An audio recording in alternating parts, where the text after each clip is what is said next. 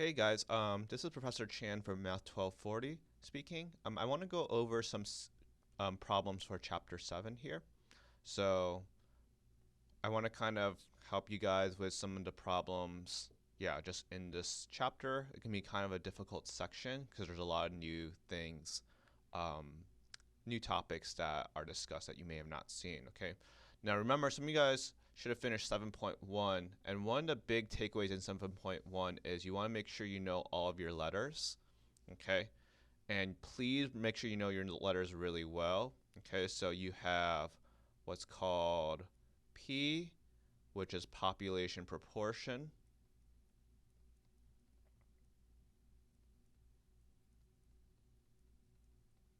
You have P hat, which is sample proportion.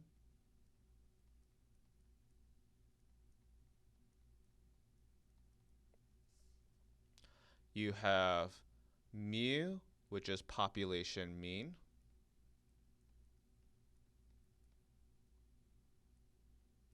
You have x bar, which is sample mean.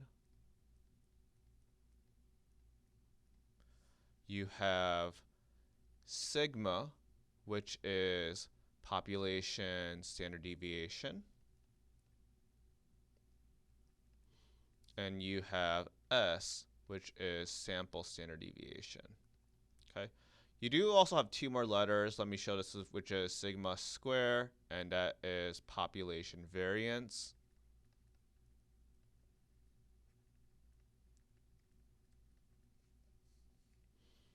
And S square, which is sample variance. Okay. So this is in your book. But I would say D6 you must know really well, okay? And this is important because if you forget, it's going to be really easy. It's going to be very easy for you guys to confuse yourselves very quickly, okay, for the following, okay?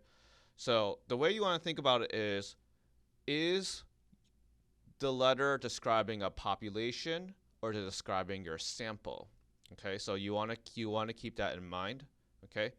And then you also want to know what it's measuring, right? Is it measuring proportion? Remember, proportion essentially is just a percentage, okay? Or a fraction, or if you're talking about a mean, or if you're talking about a standard deviation. So always talk about what group, is it a population sample, and then what are you describing? Is it proportion, mean, or standard deviation? Okay. So let's look at an example in section 7.2, okay? So it says, according to the Mars Company, packages of milk chocolate M&Ms contain 20% orange candy. Suppose we examine 100 random candies. What value should we expect for our sample percentages of orange candies? Okay, so we expect 20%. Okay, and that is going to be my P, because which is 0.20. Right, and so let's think about this, right? Because, right, we're saying out of my entire stash of all M&M candies, right, it's going to be 20%. Okay, so that's why it's going to be P. Okay, so what is standard error? So in 7.2, okay, in the PowerPoint presentation, right, formula for standard error is this: SE is equal to square root P times 1 minus P over N, okay? Okay. You may also have an alternate one, which we'll talk about later, okay? This is P hat 1 minus P hat over N, okay? Only use P hat if P is not given, okay? This won't be a you won't see the situation right now, but once you get to 7.4, that's going to be completely different. So if you don't have P, right, if you don't have population proportion, you're going to use P hat instead, okay? So let's take a look at this right here, okay?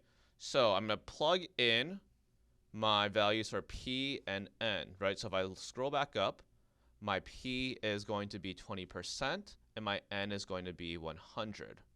Let me zoom in.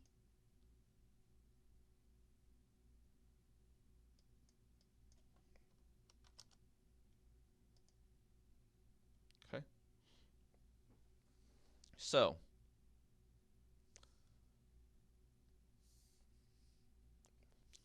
I'm going to plug everything into my respective numbers. So I have SE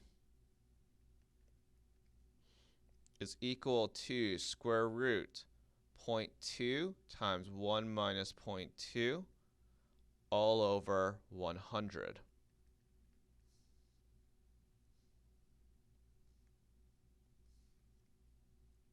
Okay, I'm going to simplify this.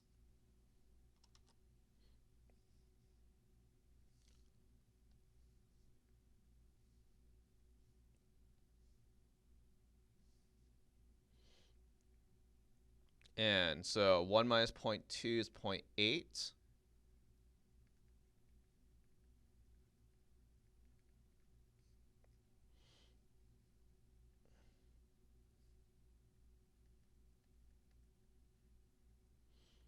Multiply at 0.16 times 100.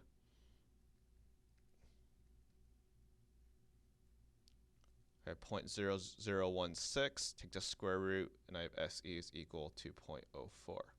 Okay, so my standard error is 4%. Okay, so what does that really mean? We're really just saying we're 4% off, right? So the idea is, ideally we should hit 20%, but the idea is we could be off by approximately 4%. So my range is, if I do this, is I'm going to add 4% and subtract 4% from my expected percentage, right? So the idea is really P plus or minus SE, or this is 0.20 plus or minus 0.04. So this would be if I do 0.20 plus 0.04, and if I do 0.20 minus 0.04 is 0.24, and I have 0.16. So my range is from 0.16 to 24%. Okay. So what does that mean? So that means if I keep doing this randomly, so let's say if I randomly selected 100 candies, about 16 to 24% I would expect to get orange candies. Okay. So I would have between 16 to 24% would have orange candies right there. Okay. Now, I want to kind of talk about this in your calculator because some of you guys may run into problems, right, if you're doing this a little bit at a time, okay? So let me back out. So let's say, like, you're calculating something, and then you want to take the square root, right? So, for example, in our case, right, we did 0.16, and we divided by 100. And then I can take the square root. Remember, you do square root by doing second x squared. And then do 0.0016, right? And you get 0.04. Now let's say if I did like 0.15, I don't know, divided by 99, right? Or 999 like this here, okay? And I get this crazy number here, okay? Do not be alarmed, okay? Remember, this number here is a very tiny number. It's actually 6 decimal places to the left. That's where we get e to the -6, okay? Now, obviously, to type that out is going to be kind of tedious. So what you can do is you do second square root, and then you type in second negative, which you'll get is A and S, okay? So that means it stores the last problem that you had, okay? So you'll hit enter, and you'll get that as the following, okay? Now let's say if you did this again, okay, you got this. You can also take the square root, and you can press the up arrow, and it actually selects your last prior answer. Okay? So that's a way to kind of help you. Okay, so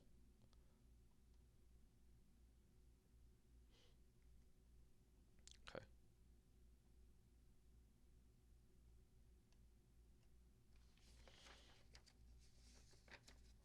Okay, so let's talk about the following here. Let's do one more example. Okay, so it says the soft drink cups at a certain fast food restaurant have tickets attached to them. Customers peel off tickets to see whether they win a prize. The proportion of tickets that are winners is P equals 0.25. A total of 70 equals 70. Purchase. Find a mean and standard deviation P has. So when they're talking about mean, we have to be a little bit careful, right? They're actually talking about P in this case, right? Because we're talking about the expected value for your percentages. So my mean, which is pretty straightforward, is equal to 0.25. Now, when they're talking about standard deviation, they're actually talking about standard error. So we're going to do the following. So I have SE is equal to square root P times 1 minus P over N. I'm using P because I'm given P. So this is 0.25, 1 minus 0.25 divided by 70, okay? You can also, if you want, throw this whole thing in your calculator. Just be really careful. So let me show you how to do this. I do square root, okay? And I just want to be extremely careful. I'll do 0.25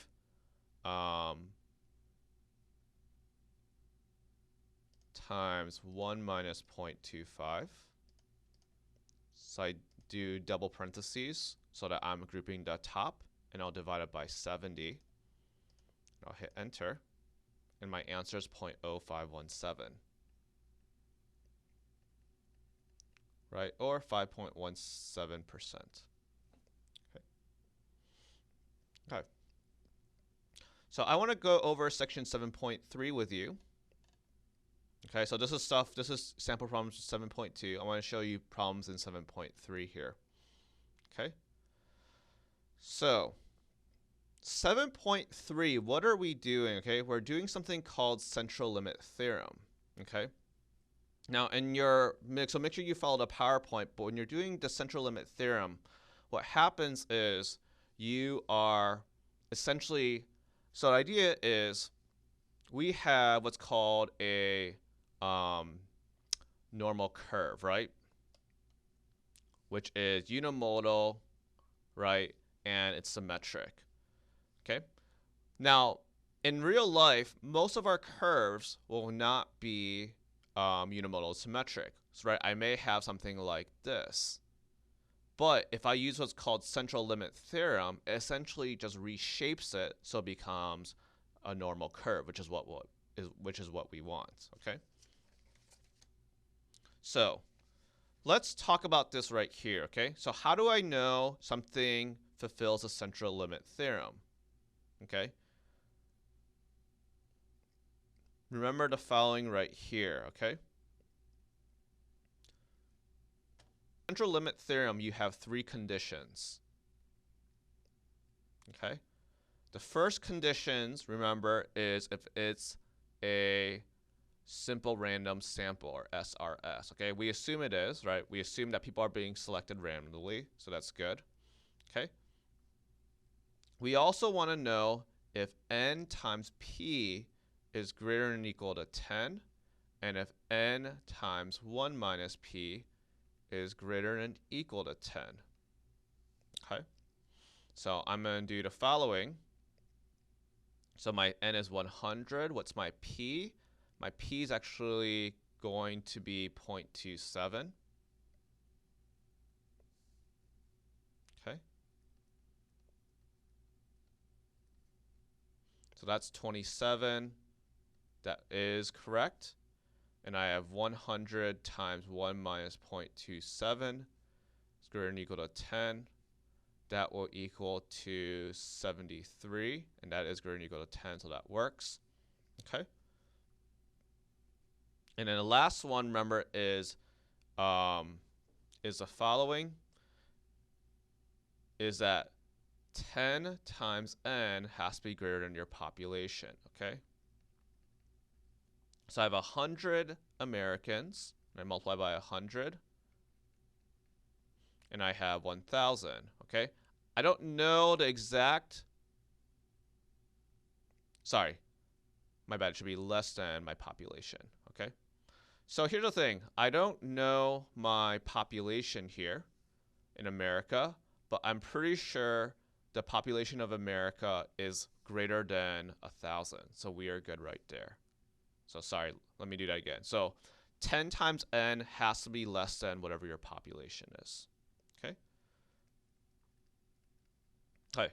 So all 3 of these work, right? Simple random sample, n times p is greater than or equal to 10. and then n times 1 minus p is greater than or equal to 10, and then 10 times n is less than my population, okay? Or they'll say it as population is greater than 10 times n, okay? So pause this, write this down, okay? Now, obviously they don't, let me also clarify this too. They don't ask you, if they don't ask you to verify using central limit theorem, don't do that, okay? So you don't necessarily need to do this unless they say like, can you use central limit theorem, yes or no, okay? So if they just ask you to find a proportion and you know you're using central limit theorem, just use central limit theorem, okay? So that's the first part right here. So pause this clip because I'm gonna have to erase this because I need more room. Okay, so I'll write this down. So I'm gonna erase this right here.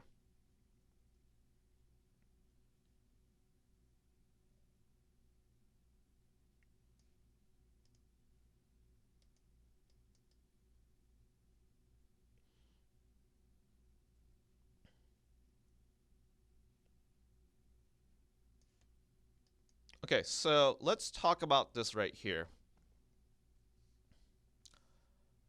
So this is going to be important because some of you guys need to make sure you understand your letters, right? So the thing is, you have two percentages. You have a 27% and then you have a 30%, okay, or 0.30, okay, for the following, okay? Now let's talk about this here, right? This right here is P. Why? Because we're saying according, right, to a poll, and we assume we polled everyone, right, it's going to be 27%. That's going to be everyone, okay? Right, P is population proportion, okay? Now, the 30% is going to be a little bit different, okay? So we'll talk about what happens there, right? That actually is P hat. Why? Because they said after, if we take a sample of 100, we want to see if it's 30% or larger, okay? So P hat, remember, is sample.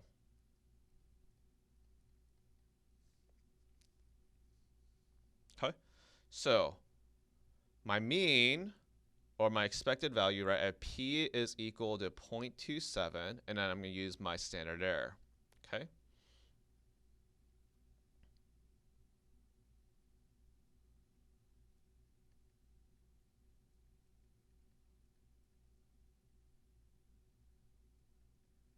Okay, so I'm going to throw this in my calculator. Just be really careful. Let's see, this one works.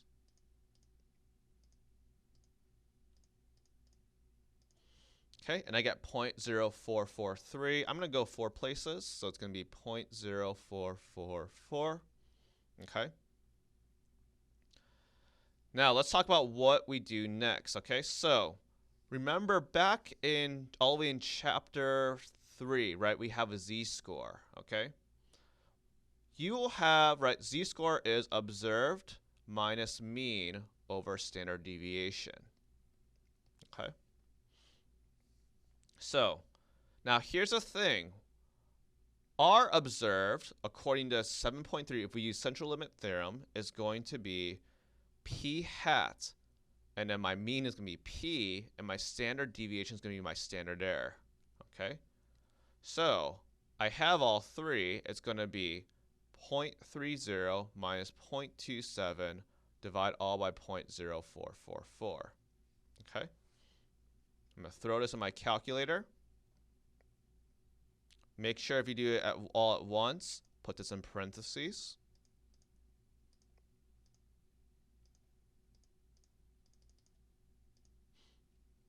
And I get 0.675. I'm going to round up to 0.68. Okay? So if I want to do this by hand, okay, now let's talk about what's happening here, okay? So if I look at my curve, okay, let's understand what's happening, right? So the idea is my mean, which is P, is 0.27, okay? And 1, 2, 3. And so the idea is 0.30 is going to be approximately here. Right, this is 0.30, which is p hat. And it says greater than 0.30, so it's going to go to the right. Okay, so remember, if you're going to the right, you're doing 1 minus your table. Okay, so you need to go to your table for your z-score. So 0.68. So if I look at 0.68 on my z-score, this is 0.7517.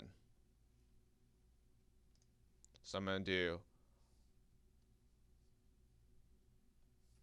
1 minus 0.7517. Sorry about that.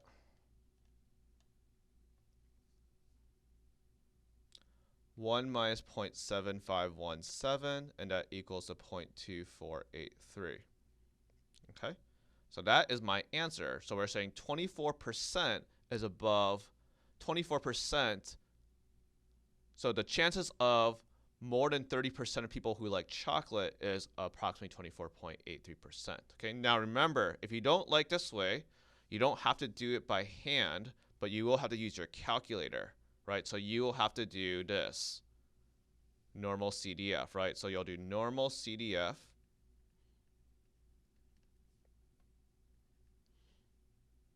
Okay, and the way I'll type this is read from, remember, so it's lower, upper, mean, standard error. So my lower is going to be 0.30 because notice where this is starting.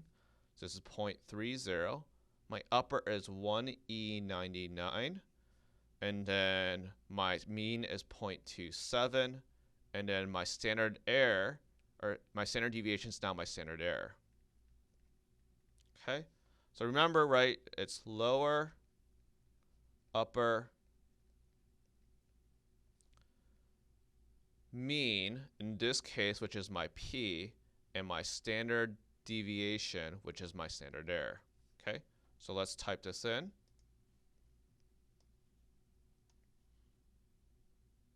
Second vars, remember that's how we do this. We do normal CDF option 2. So I do 0.30, 1E99, 0.27, and I'll type in 0.0444. Okay, and you'll have a slightly different answer. Okay, both of them should work. Okay, you're off by like a tiny bit. Okay, that's okay. But again, you can either do it by hand or you can do it by your calculator. Okay, for the following here. Okay.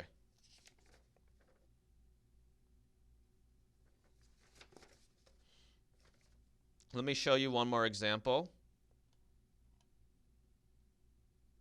So let's look at number 2. So it says, in the 2012 U.S. presidential election, if 51% of voters voted for Barack Obama, okay, so this is saying out of an entire election, so that's my population, so this will be P. If I have a sample of 75 voters, will be unusual of less than 40%. So this is from the 75, so I have 75 voters, okay, my 40% will be P hat. Okay, so let's talk about this right here, okay? So once again, I know my mean is P equals 0.51, okay? We're going to assume that if fulfills the conditions for central limit theorem, they're not asking you, so you don't need to do the 1, 2, 3 rule, okay? So you don't need to do all 3 conditions. So let's look at this. My P hat is 0.40. My N is 75. What I'm then going to do is I'm going to try to find my standard error. So square root 0.51 times 1 minus 0.51 divided by 75.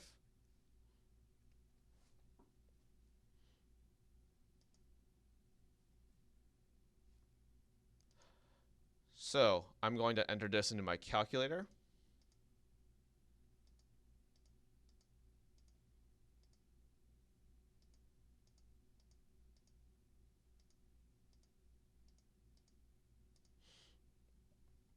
This is equal to 0.0577. Okay. So this is my standard error, and I'm going to use my z-score. So z is equal to p hat minus p all over se, or in our case, 0.40 minus 0.51 divided by 0.0577. Okay, so I'll subtract and then divide. So now I get z is equal to negative 1.91. Okay, now let's remember negative 1.91. That means if I have a standard deviation, if I have a normal distributive curve, that means it's going close to 2 to the left. So the idea is I'm here, and notice it says less than 40%. So if it's less than, right, that means it's going to the left. Okay, so I'm going this way. Okay, so remember, right, if it's going to the left, it's table. If it's going to the right, it's 1 minus table. If it's in between, it's table to right minus table to left. If it's two-tailed, you do 2 times table to left or 2 times 1 minus table right. Okay. If you forgot all that, remember this is all the way back in chapter 6. Watch my video for that as well. Okay. So I'm going to do the following here. So if it's going to the left, I'm going to do table. So whatever my table tells me, that's my answer. So let's scroll up. Negative 1.91. So let's take a look at this here. This is 0.0281.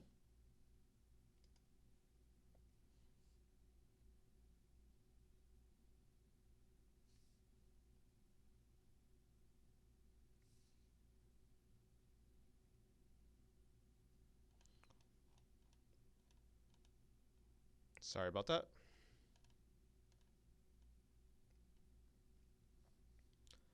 This is 0.0281 or 2.81%, okay? Now, if you don't like that, remember this is what you'll do.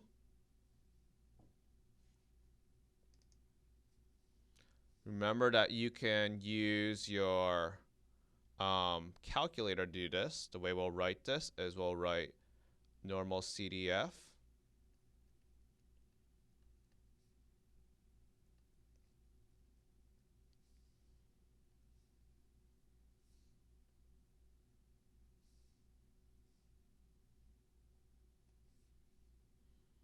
negative 1 E99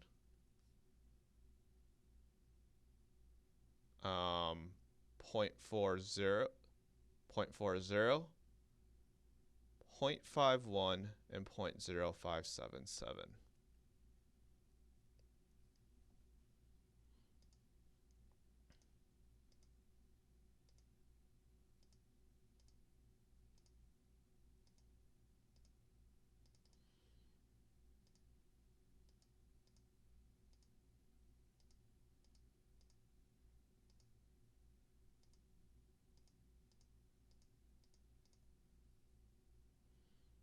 Okay, so you're going to paste, you're going to hit enter, and it's very close, okay? It is off by a little bit. That's okay, though, okay? Because one is doing by hand, and then one's doing the actual calculator. So the calculator is a little bit more specific, okay? But both of them should work if you use MyMathLab, okay? So I'm going to stop here. I'm going to finish the rest with 7.4. But other than that, I will talk to you later. If you have questions, send me an email or post on the discussion board.